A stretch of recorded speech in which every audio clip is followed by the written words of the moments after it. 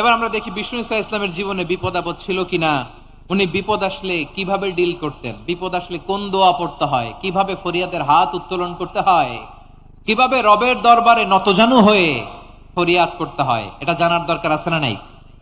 আসুন আমরা বিশ্বনবীর জীবনী থেকে দেখি বিপদ আসলে উনি কি করতেন। বিপদ আসলেই প্রথমে বিশ্বনবী ইসা ইসলাম একটা দোয়া পড়তেন। কি পড়তেন? তিনি পড়তেন ইন্না লিল্লাহি ওয়া ইন্না ইলাইহি রাজিউন। নিশ্চয় আমরা আল্লাহর জন্য, নিশ্চয় আমরা কার দিকে ফিরবো ভাই? আবার কার দিকে ফিরবো? আওয়াজ করে বলুন তো, আমরা এসেছি কার কাছ থেকে, আবারও ফিরে যাব কার কাছে? এজন্য বিশ্বনবী পড়ছেন ইন্না লিল্লাহি ওয়া ইন্না ইলাইহি রাজিউন।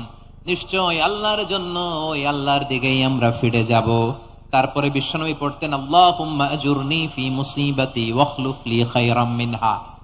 একসাথে প্রথমে পড়তেন ইন্না লিল্লাহি ওয়া ইন্না ইলাইহি রাজিউন, তারপর পরই পড়তেন আল্লাহুম্মা আজুরনি ফি মুসিবাতি ওয়াখলুফ লি খায়রাম মিনহা। মানে আল্লাহ, এই যে আমি বিপদে ধৈর্য ধারণ করলাম, এটার সব তুমি আমারে দাও, আর যেটা হারালাম এর চেয়ে ভালো কিছু দিয়ে মেকআপ করে দিও, ভালো কিছু দিয়ে বদল করে দিও। সুবহানাল্লাহ পড়েন।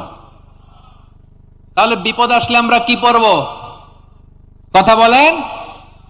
এই যে আমি শুয়েছিলাম, নাশিদ গাচ্ছিল ওরা, এদেশে পরস্পরে দেখা হলে দেয় সালাম, এদেশে আমজনতার হৃদয় জুড়ে পাকালাম, এদেশে বিপদ এলে সর্বজনে সর্বক্ষণে দোয়া পড়ে ইন্না লিল্লাহ। কি পড়ে?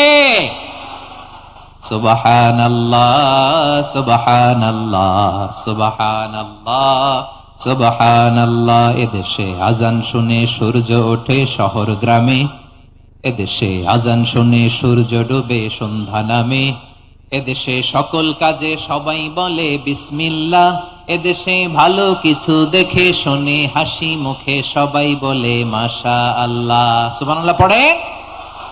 তাহলে বিপদ এলে আমরা কি পড়ি? কথা বুঝলে সবাই উত্তর দিতে হবে। বিপদ এলে কি পড়ি? তাহলে বিপদ এলেই আমরা এখন থেকে ইন্না লিল্লাহ পড়বো, নাকি হাই হুতাশ করবেন? একদল আছে হাই হুতাশ করে, হায় আল্লাহ রে মোর কি হইল রে, মুই কি হরমু রে, মুই কমবে জামু রে। আছে না নাই? এরকম বিলাপ করতে নিষেধ করেছেন বিশ্বনবী।